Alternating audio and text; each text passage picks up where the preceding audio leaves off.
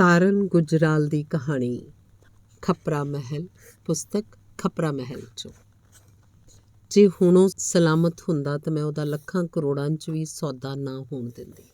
ਮੈਂ ਵੇਖਿਆ ਸੀ ਲੰਦਨ ਦੇ ਬਾਰ-ਬਾਰ ਖੇਤਾਂ ਤੇ ਪਿੰਡਾਂ 'ਚ ਜਾ ਕੇ ਸਦੀਆਂ ਪੁਰਾਣੀਆਂ ਟੁੱਟੀਆਂ ਹੋਈਆਂ ਭੀੜੀਆਂ ਗਲੀਆਂ ਤੇ ਆਸੇ-ਪਾਸੇ ਕੱਚੀਆਂ ਪੱਕੀਆਂ ਇੱਟਾਂ ਦੇ 1 ਮੰਜ਼ਲੇ 2 ਮੰਜ਼ਲੇ ਮਕਾਨ, ਉਵੇਂ ਬੂਹੇ ਵੜਦਿਆਂ ਲੱਕੜ ਦੀਆਂ ਮੁਹਾਠਾਂ, ਵਿਹੜੇ ਦੇ ਆਸੇ-ਪਾਸੇ ਕੋਠੜੀਆਂ ਇੰਝ ਸਾਂਭ ਸਿੱਕ ਕਰਕੇ ਰੱਖੀਆਂ ਜਿਵੇਂ ਕਾਗਜ਼ ਦੇ ਬਣੇ ਹੋਏ ਹੋਣ। ਆਪਣੇ ਪੁਰਖਿਆਂ, ਲੇਖਕਾਂ, ਕਲਾਕਾਰਾਂ ਤੇ ਜੰਗਜੂ ਬਹਾਦਰਾਂ ਦੇ ਰਹਿਣ ਬਸੇਰੇ, ਜਿਵੇਂ ਹਾਲੀ ਵੀ ਉਹ ਜਦੋਂ ਜੀ ਕਰੇ ਆਉਣ ਜਾਣ। ਪਾਕਿਸਤਾਨ ਬਣਨ ਤੋਂ ਪਿੱਛੋਂ ਰਾਂਚੀ ਰਿਫਿਊਜੀ ਕੈਂਪ 'ਚ 1.5 ਸਾਲ ਸਾਨੂੰ ਰਹਿਣਾ ਪਿਆ। ਉਂਝ ਤਾਂ ਕੋਈ ਔਖ ਅਸੀਂ ਨਹੀਂ ਸੀ ਸਮਝਦੇ। ਆਰਮੀ ਦੀਆਂ ਬੈਠਕਾਂ 'ਚ ਸਾਡਾ ਰਹਿਣ ਬਸੇਰਾ ਸੀ। 2 ਚੰਗੇ ਖੁੱਲ੍ਹੇ ਕਮਰੇ, ਰਸੋਈ, ਗੁਸਲਖਾਨਾ ਤੇ ਛੋਟੇ-ਛੋਟੇ 2 ਵਰਾਂਡੇ। ਸਮਾਨ ਕਿਹੜਾ ਹਾਲੀ ਸਾਡੇ ਕੋਲ ਕੋਈ ਫਾਲਤੂ ਹੈ ਸੀ। ਨਾ ਕੋਈ ਫਰਨੀਚਰ, ਨਾ ਹੀ ਪਲੰਗ, ਬਸ ਮੰਜੀਆਂ ਤੇ 6 ਕੁਰਸੀਆਂ। ਮੇਜ਼ ਨਾਲ ਕੰਮ ਸਾਰ ਲਿਆ ਜਾਂਦਾ। ਖਿੜਕੀਆਂ ਦਰਵਾਜ਼ੇ ਸਦਾ ਖੁੱਲ੍ਹੇ। ਕੀ ਪਰਦਾ ਤੇ ਕਿਹਾ ਪਰਦਾ। ਸੜਕੋਂ ਪਾਰ ਨਿੱਕੇ-ਨਿੱਕੇ ਖਪਰੈਲੇ ਘਰਾਂ ਦੇ ਵਿਹੜਿਆਂ 'ਚ ਲੀਚੀ ਤੇ ਅੰਬਾਂ ਦੇ ਦਰਖਤ ਲੱਗੇ ਹੁੰਦੇ ਤੇ ਹਰ ਵਿਹੜੇ 'ਚ ਖੂਹੀ, ਜਿਸ ਤੇ ਲੱਕੜੀ ਦੀ ਗੇਲੀ ਨਾਲ ਬਾਲਟੀ ਬੰਨ੍ਹ ਕੇ ਬੜੀ ਜੁਗਤ ਨਾਲ ਤੁਰਤ-ਫੁਰਤ ਪਾਣੀ ਕੱਢਿਆ ਜਾਂਦਾ। ਹਰ ਘਰ 'ਚ ਸਬਜ਼ੀਆਂ ਦੀ ਬਗੀਚੀ ਵੀ ਅਵੱਸ਼ ਹੁੰਦੀ। ਘਰ ਲਈ ਤੇ ਬਚੀਆਂ ਖੁਚੀਆਂ ਸਬਜ਼ੀਆਂ ਬਾਜ਼ਾਰ ਵੇਚਣ ਲਈ। ਇਹ ਚੀਜ਼ਾਂ ਅਸੀਂ ਘਰੋਂ ਨਿਕਲਦਿਆਂ ਹੀ ਖਰੀਦ ਲੈਂਦੇ। ਪਿਛਵਾੜੇ ਖਜੂਰੀਆ ਤਲਾਅ ਸੀ। 4 ਸਿਰਿਆਂ ਤੇ ਖਜੂਰਾਂ ਦੇ ਦਰਖਤ ਜਿਹੜੇ ਹਰ ਵੇਲੇ ਤਲਾਅ ਦੇ ਪਹਿਰੇਦਾਰ ਹੁੰਦੇ ਤੇ ਕੱਚੀਆਂ ਪੱਕੀਆਂ ਖਜੂਰਾਂ ਤੋੜਦੇ ਮੁੰਡੇ ਕੁੜੀਆਂ ਰੌਣਕਾਂ ਲਾਈ ਰੱਖਦੇ। ਮਸਾਂ ਕੁਝ ਗਜ਼ ਤੋਂ ਹੀ ਮੇਨ ਰੋਡ ਲੰਘਦੀ ਸੀ, ਜਿਹਦੇ ਇੱਕ ਸਿਰੇ ਤੇ ਸਾਡੀ ਫੋਟੋਗ੍ਰਾਫੀ ਦੀ ਦੁਕਾਨ ਜ਼ੈਫਰ ਸਟੂਡੀਓ ਸੀ। ਜ਼ੈਫਰ ਅੰਗਰੇਜ਼ੀ ਦਾ ਸ਼ਬਦ ਹੈ, ਠੰਡੀ ਕੂਲੀ ਹਵਾ। ਪਰ ਇਹਦਾ ਮਤਲਬ ਹਰ ਵਾਰ ਪੁੱਛਣ ਤੇ ਸਮਝਾਉਣਾ ਪੈਂਦਾ, ਨਹੀਂ ਤਾਂ ਕੋਈ ਜਾਫਰ ਤੇ ਕੋਈ ਜ਼ਫਾਇਰ ਸਟੂਡੀਓ ਬੋਲਦੇ। 2 ਵੱਡੀਆਂ ਦੁਕਾਨਾਂ ਜੁੜਦੀਆਂ। ਲਾਲ ਜੀ, ਹੀਰ ਜੀ ਕੋਲੋਂ ਖਰੀਦਣ ਦਾ ਸੌਦਾ ਤਕਰੀਬਨ ਤੈਅ ਹੋ ਹੀ ਚੁੱਕਿਆ ਸੀ। ਪੈਸੇ ਤਾਂ ਇੰਨੇ ਕੋਲ ਹੈ ਨਹੀਂ ਸਨ। ਰਹਿਣ ਲਈ ਘਰ ਵੀ ਚਾਹੀਦਾ ਸੀ, ਇਸ ਲਈ ਫਿਲਹਾਲ ਦੁਕਾਨਾਂ ਕਿਰਾਏ 'ਤੇ ਲੈ ਲਈਆਂ ਸੀ ਤੇ ਨੇੜੇ ਹੀ ਘਰ ਦੀ ਤਲਾਸ਼ ਸ਼ੁਰੂ ਹੋ ਗਈ। ਦੁਕਾਨ ਦੇ ਪਿਛਲੇ ਪਾਸੇ 50 ਕੁ ਗਜ਼ ਦੀ ਦੂਰੀ 'ਤੇ ਉਹ ਘਰ ਕੀ 5-6 ਵੱਡੇ-ਵੱਡੇ ਕਮਰਿਆਂ ਤੇ 8-10 ਨਿੱਕੀਆਂ-ਨਿੱਕੀਆਂ ਕੋਠੜੀਆਂ ਦਾ ਇੱਕੋ ਪਾਲ 'ਚ ਖਪਰੈਲਿਆਂ ਨਾਲ ਛੱਤਿਆ ਹੋਇਆ ਛੱਪਰ। ਬਾਹਰਲਾ ਇੱਕੋ ਲੰਮਾ ਵਰਾਂਡਾ ਜਿਹੜਾ ਲੱਕੜੀ ਦੀਆਂ ਬਾਲਿਆਂ ਤੇ ਬਾਂਸਾਂ ਨਾਲ ਛੱਤਿਆ, ਹੇਠਾਂ ਬਾਲਿਆਂ ਤੇ ਸਹਾਰੇ ਹੀ ਖੜ੍ਹਾ ਕੀਤਾ ਸੀ। ਪਹਾੜਾਂ ਦੇ ਟੇਢੇ ਛੱਤੇ ਹੋਏ ਘਰਾਂ ਵਰਗਾ ਹੀ ਸੀ ਇਹ ਘਰ, ਜਿਹਦੇ ਵਿਹੜੇ 'ਚ ਉਪਰੋਕਤ ਖੂਹ ਵੀ ਲੱਗਾ ਹੋਇਆ ਸੀ। 6-7 ਕਨਾਲ ਹੋਏਗੀ ਥਾਂ। ਆਪਣੇ ਟੱਬਰ ਦੇ ਟਿਕਣ ਲਈ ਕਾਫੀ ਸਮਝਦੇ ਪਾਪਾ ਜੀ ਨੇ 5000 'ਚ ਸੌਦਾ ਤੈਅ ਕਰ ਦਿੱਤਾ। ਇਸ ਘਰ ਦੇ ਅੱਗੇ ਇੱਕ ਵੱਡੀ ਕੋਠੀ ਸੀ, ਜਿਸ ਵਿੱਚ ਇੱਕ ਅੰਗਰੇਜ਼ ਹੋਟਲ ਚਲਾਉਂਦਾ ਸੀ। ਉਹਦਾ ਨਾਂ ਬੈਕਸਟਰ ਸੀ।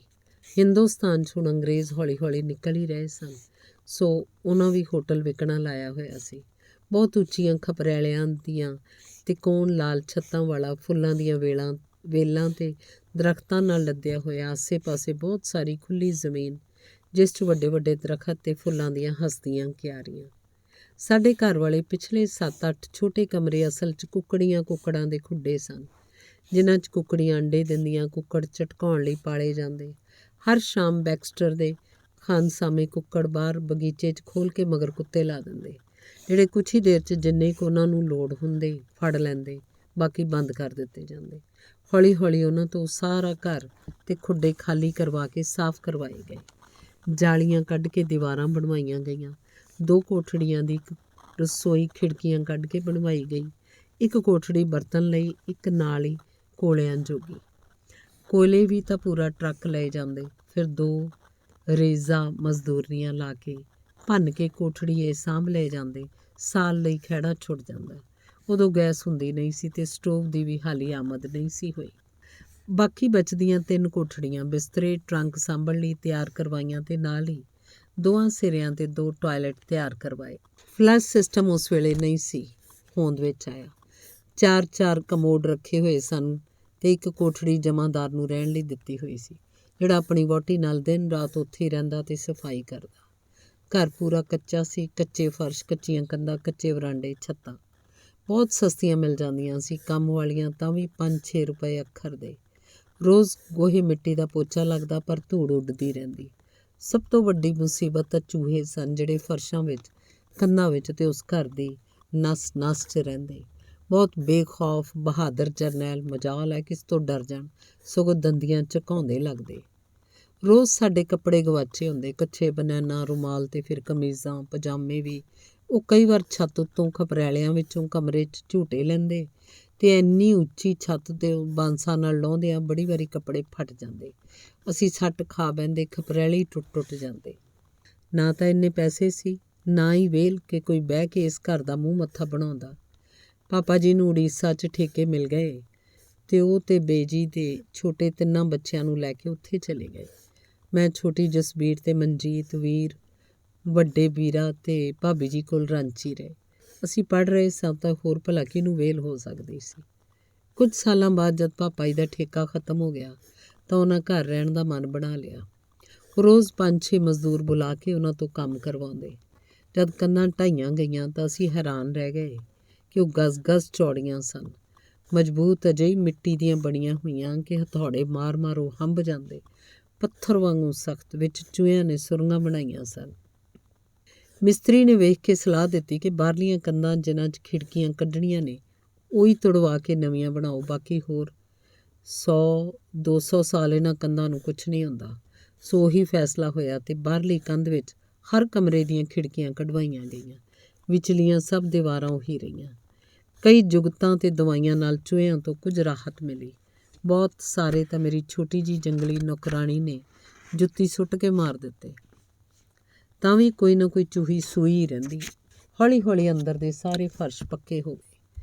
ਛੱਤਾਂ ਦੇ ਹੇਠ ਫਾਲ ਸੀਲਿੰਗ ਲਾ ਕੇ ਛੱਤਾਂ ਲਿਸ਼ਕਾ ਦਿੱਤੀਆਂ ਗਈਆਂ, ਜਿਨ੍ਹਾਂ ਹੇਠਾਂ ਪੱਖੇ ਵੀ ਲੱਗ ਗਏ।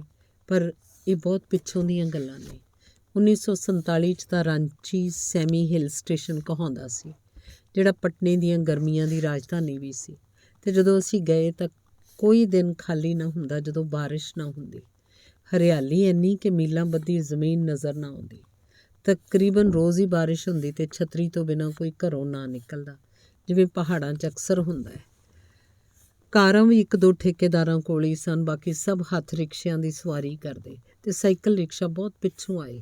ਪਿੱਛੋਂ ਤਾਂ ਰਾਂਚੀ ਪੂਰਾ ਸ਼ਹਿਰ ਬਣ ਗਈ। ਘਰ ਬਣਾਉਣ ਦੇ ਦਰਮਿਆਨ ਪਾਪਾ ਜੀ ਲਖਨਊ ਤੋਂ ਫਲਾਂ ਤੇ ਬੂਟੇ ਖਰੀਦਣ ਗਏ। ਸਮਰ, ਬਹਿਸ਼ਤ, ਲੰਗੜਾ ਤੇ ਦੁਸਹਿਰੀ ਅੰਬਾਂ, ਅਮਰੂਦਾਂ ਦੇ 2-2 ਬੂਟੇ ਤੇ ਆੜੂ। ਘਰ ਆ ਕੇ ਉਹਨਾਂ ਗਜ਼-ਗਜ਼ ਟੋਏ ਖੁਦਵਾ ਕੇ ਵਧੀਆ ਖਾਦ ਪਵਾ ਕੇ ਫਿਰ ਦੋਹਾਂ ਬੇਜੀ ਕੋਲੋਂ 2 ਅੰਬਾਂ ਦੇ ਬੂਟੇ ਲਗਵਾਏ ਤੇ ਆਪ ਲਾਇਆ, ਤੇ ਫਿਰ ਇੱਕ ਪੌਦਾ ਦੋਹਾਂ ਭਾਬੀਆਂ ਕੋਲੋਂ ਵੀ ਲਗਵਾਇਆ ਤਾਂ ਕਿ ਸਨਦ ਰਹੇ। 10-12 ਪਪੀਤੇ ਇੱਕ ਲੰਮੀ ਪਾਲ 'ਚ ਲਗਵਾਏ। ਆੜੂ, ਦੇਸੀ ਅੰਬ, ਜਾਮਣ ਵੀ ਲਗਵਾਏ।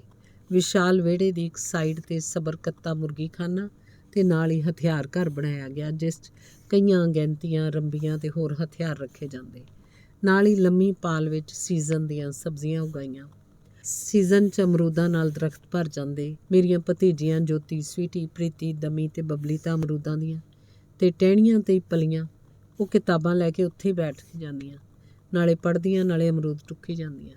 ਵੱਡੇ ਸਾਰੇ ਵਿਹੜੇ ਨੂੰ ਹੈਜਾਂ ਵਿੱਚ ਵੰਡ ਕੇ ਬਹੁਤ ਹੀ ਖੂਬਸੂਰਤ ਸੀਜ਼ਨਲ ਫੁੱਲਾਂ ਨਾਲ ਸ਼ਿੰਗਾਰਿਆ ਹੋਇਆ ਸੀ। ਵਿਹੜੇ ਵਾਲਾ ਖੂਹ ਪੂਰ ਦਿੱਤਾ ਗਿਆ ਸੀ ਕਿਉਂਕਿ ਹੁਣ ਵਾਟਰ ਸਪਲਾਈ ਹੋ ਰਹੀ ਸੀ।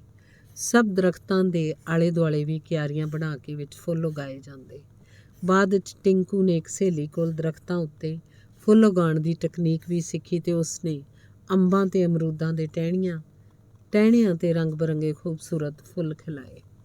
ਵਰਾਂਡੇ ਦੀ ਛੱਤ ਨੂੰ ਚੁੱਕ ਕੇ ਖਲੋਤੀਆਂ ਸ਼ਤੀਰੀਆਂ ਨੂੰ ਹਟਾ ਕੇ ਉਹਨਾਂ ਦੀ ਜਗ੍ਹਾ ਇੱਟਾਂ ਦੇ ਚੌਰਸ ਥੰਮ ਬਣਾ ਦਿੱਤੇ ਹੋਏ ਸਨ, ਜਿਨ੍ਹਾਂ ਦੇ ਹੇਠਲੇ ਪਾਸੇ ਫੁੱਲਾਂ ਦੀਆਂ ਵੇਲਾਂ ਉਗਾ ਕੇ ਛੱਤਾਂ 'ਤੇ ਚਾੜ੍ਹੀਆਂ ਹੋਈਆਂ ਸਨ। ਦੂਰੋਂ ਵੇਖਦਿਆਂ ਲੱਗਦਾ ਜਿਵੇਂ ਕੋਈ ਹੁਸ਼ਨਾਕ ਪੁੱਠੀ ਲੰਮੀ ਪਈ ਫੁੱਲਾਂ ਵਾਲੀ ਚੁੰਨੀ ਖਿਲਾਰ ਕੇ ਸੁਕਾ ਰਹੀ ਹੋਵੇ। ਸਰਦੀਆਂ 'ਚ ਸੂਰਜ ਚੜ੍ਹਦਿਆਂ ਹੀ ਆ ਮੱਥਾ ਟੇਕਦਾ, ਸਾਰਾ ਘਰ ਰੌਸ਼ਨੀ ਤੇ ਨਿੱਘ ਨਾਲ ਭਰ ਜਾਂਦਾ। ਸਾਰੇ ਪਾਸੇ ਆਪਣਿਆਂ ਕਮਰਿਆਂ 'ਚੋਂ ਨਿਕਲ ਵਰਾਂਡੇ ਦੀ ਛਾਂ ਵਿੱਚ ਡੱਠੇ ਮੰਜੇ ਤੋਂ ਚਾਹ ਦੇ ਪਿਆਲੇ ਸੁੜਕਦੇ, ਸਗੋਂ ਉਹਨਾਂ ਤੋਂ ਵੀ ਪਹਿਲਾਂ ਵੀਰ ਜੀ ਦੇ ਟੋਕਰੀ ਭਰ ਕੇ ਦਰਖਤਾਂ ਤੋਂ ਲਾਏ ਅਮਰੂਦ ਤਾਜ਼ੇ ਮਿੱਠੇ ਸ਼ਹਿਦ ਵਰਗੇ ਖਾਂਦੇ। ਜਿਉਂ-ਜਿਉਂ ਧੁੱਪ ਵਿਹੜੇ ਵੱਲ ਵੱਧਦੀ ਜਾਂਦੀ, ਤਿਉਂ-ਤਿਉਂ ਕੁਰਸੀਆਂ ਤੇ ਮੰਜੀਆਂ ਵਿਹੜੇ 'ਚ ਖਿੱਚ ਕੇ ਲੈ ਜਾਂਦੇ। ਜਦੋਂ ਸਾਰੇ ਇਕੱਠੇ ਹੁੰਦੇ ਤਾਂ ਬਾਹਰ ਲਾਉਣ 'ਤੇ ਹੀ ਵੱਡੀ ਦਰੀ ਤੇ ਕਾਲੀਨ ਵਿਛਾ ਲੈਂਦੇ। ਤਾਸ਼ ਖੇਡਦੇ, ਲੱਸੀ ਤੇ ਨਿੰਬੂ ਪਾਣੀ ਪੀਂਦੇ, ਇੱਕ ਦੂਜੇ ਦੀਆਂ ਟੰਗਾਂ ਖਿੱਚ-ਖਿੱਚ ਹੱਸ ਕੇ ਲੋਟ-ਪੋਟ ਹੁੰਦੇ। ਬੱਚੇ ਤਾਂ ਅਮਰੂਦਾਂ ਦੇ ਟਹਿਣਾਂ 'ਤੇ ਹੀ ਪਲੇ। ਗਰਮੀਆਂ 'ਚ ਉਸ ਖੁੱਲ੍ਹੇ ਮੋਕਲੇ ਵਿਹੜੇ ਵਿਚਕਾਰ ਮੰਜੀਆਂ ਡੱਠ ਜਾਂਦੀਆਂ, ਬਿਸਤਰੇ ਵਿਛਾਏ ਜਾਂਦੇ, ਮੱਛਰਦਾਨੀਆਂ ਤਾਂ ਵਸ਼ ਹੀ ਲਾਉਣੀਆਂ ਪੈਂਦੀਆਂ। ਮੱਛਰ ਤਾਂ ਜਿਵੇਂ ਸ਼ਾਮਾਂ ਤੋਂ ਹੀ ਲੱਠਾਂ ਲੈ ਲੈ ਫਿਰਦੇ, ਖਿੱਚ ਕੇ ਡੰਗ ਮਾਰਦੇ। ਬਥੇਰੀਆਂ ਧੂਫਾਂ ਧੂਣੀਆਂ ਧੁਖਾਈਆਂ ਜਾਂਦੀਆਂ, ਹੱਥਾਂ ਪੈਰਾਂ ਤੇ ਮੂੰਹ ਮੱਥੇ ਤੇ ਆਡੀਨੋਲ ਮਲੇ ਜਾਂਦੇ, ਪਰ ਉਹ ਈਸਟਰਨ ਕਮਾਂਡ ਦੇ ਯੋਧਿਆਂ ਵਾਂਗ ਆਪਣੀਆਂ ਰਾਈਫਲਾਂ ਚੁੱਕੀ ਰੱਖਦੇ। ਤਾਂ ਵੀ ਉਹ ਓਨੇ ਹੀ ਪਿਆਰੇ ਲੱਗਦੇ ਤੇ ਉਹਨਾਂ ਦੀ ਵੀ ਯਾਦ ਉਸੇ ਤਰ੍ਹਾਂ ਆਉਂਦੀ ਹੈ ਜਿਵੇਂ ਨਿੱਕੀਆਂ ਨਿੱਕੀਆਂ ਲਾਲ ਚਿੜੀਆਂ ਦੀ, ਕੋਇਲਾਂ ਦੀ, ਕਬੂਤਰਾਂ ਦੀ, ਬਦਬਖਤ ਪਿੱਲੂਆਂ ਦੀ। ਪਿੱਲੂ ਵੀ ਉਸ ਵਾਤਾਵਰਨ ਦਾ ਇੱਕ ਅਹਿਮ ਹਿੱਸਾ ਸਨ। ਉਹ ਸਾਡੇ ਘਰ ਦੀ ਪਹਿਲਾਂ ਤੋਂ ਲੱਗੀ ਬਾਉਂਡਰੀ ਉੱਤੇ ਪੁੱਟੁਸ ਦੇ ਫੁੱਲ ਤੇ ਪੱਤਿਆਂ 'ਤੇ ਪਲਦੇ, ਅੱਖ ਬਚਾ ਕੇ ਵਰਾਂਡੇ ਦੇ ਥੰਮਾਂ ਤੇ ਛੱਤਾਂ 'ਤੇ ਚੜ੍ਹ ਜਾਂਦੇ, ਬਿਸਤਰਿਆਂ 'ਤੇ ਟਪਕ ਕੇ ਲੁਕ ਜਾਂਦੇ ਜਾਂ ਉਂਝ ਹੀ ਟਹਿਲਦੇ ਕੱਪੜਿਆਂ 'ਚੋਂ ਅਜੀਬ ਜਿਹੀਆਂ ਝਰੀਟਾਂ ਪਾ ਕੇ ਲੰਘ ਜਾਂਦੇ। ਕਈ ਕੁ ਦਿਨ ਉਹਨਾਂ ਦੀ ਸੜਨ ਨਾ ਜਾਂਦੀ, ਭਾਵੇਂ ਹੁਣ ਪਿੱਛੋਂ ਇਹਨਾਂ ਤੋਂ ਵੀ ਕਿਸੇ ਹੱਦ ਤੱਕ ਕਾਬੂ ਪਾ ਲਿਆ ਗਿਆ ਸੀ। ਬਰਸਾਤ ਦੇ ਦਿਨਾਂ 'ਚ ਭਾਬੀਆਂ ਦੀ ਸ਼ਾਮਤ ਆ ਜਾਂਦੀ। ਇੰਨਾ ਖਰਚ ਤੇ ਮਿਹਨਤ ਕਰਨ ਦੇ ਬਾਵਜੂਦ ਵੀ ਛੱਤਾਂ ਪੂਰੀ ਤਰ੍ਹਾਂ ਸਾਬਤ ਨਹੀਂ ਸੀ ਹੁੰਦੀਆਂ। ਕਿਧਰੋਂ ਨਾ ਕਿਧਰੋਂ ਪਾਣੀ ਉੱਪਰ ਇਕੱਠਾ ਹੋ ਕੇ ਟਪਕਣਾ ਸ਼ੁਰੂ ਕਰ ਦਿੰਦਾ ਤੇ ਨੀਂਦ ਹਰਾਮ ਕਰ ਦਿੰਦਾ। ਰੋਜ਼ ਘਰਾਂ ਵਿੱਚ ਇਸ ਗੱਲੋਂ ਕਲੇਸ਼ ਰਹਿੰਦਾ ਕਿ ਛੱਤਾਂ ਢਾਹੋ। ਖੈਰ 60 ਸਾਲ ਉਸ ਫੁੱਲਾਂ ਵਾਲੀ ਛੱਤ ਨੂੰ ਹੰਢਾਉਣ ਤੇ ਮਾਨਣ ਤੋਂ ਬਾਅਦ ਉਹ ਛੱਤ, ਉਹ ਫਲਾਂ ਨਾਲ ਭਰੇ ਦਰਖਤ, ਉਹ ਫੁੱਲਾਂ ਦੀਆਂ ਸੁਗੰਧੀਆਂ ਖਲੇਰਦੀਆਂ ਕਿਆਰੀਆਂ ਤੇ ਉਹ ਖਿੜਦੀਆਂ ਧੁੱਪਾਂ ਤੇ ਛੈਬਰ ਦੀਆਂ ਮੌਜਾਂ ਮੁੱਕਣ ਦਾ ਵੇਲਾ ਆ ਗਿਆ। ਚਾਵਾਂ ਮਲ੍ਹਾਰਾਂ ਨਾਲ ਪੁੱਤਰਾਂ ਵਾਂਗ ਪਾਲੇ ਉਹ ਵੱਡੇ ਵੱਡੇ ਦਰਖਤ ਧਰਤੀ 'ਤੇ ਚੁਫਾਲ ਡੇਗ ਦਿੱਤੇ ਗਏ। ਵੇਲਾਂ ਵਲੂੰਦਰੀਆਂ ਗਈਆਂ, ਫੁੱਲ ਸੜ ਕੇ ਹਵਾ 'ਚ ਖਿੱਲਰ ਗਏ। ਸ਼ੁਕਰ ਹੈ ਪਾਪਾ ਜੀ ਤੇ ਬੇਜੀਆਂ ਨੇ ਇਹ ਸਭ ਨਹੀਂ ਵੇਖਿਆ। ਮੈਂ ਵੀ ਕਈ ਸਾਲਾਂ ਤੱਕ ਉੱਥੇ ਨਹੀਂ ਗਈ, ਪਰ ਫਿਰ ਆਪਣੇ ਆਪ ਨੂੰ ਸਮਝਾਇਆ ਕਿ ਮੈਨੂੰ ਇੰਨੀ ਖੁਦਗਰਜ਼ ਨਹੀਂ ਹੋਣਾ ਚਾਹੀਦਾ। ਉਹਨਾਂ ਦੀਆਂ ਵੀ ਤੇ ਆਪਣੀਆਂ ਲੋੜਾਂ ਸਨ, ਮਜਬੂਰੀਆਂ ਸਨ।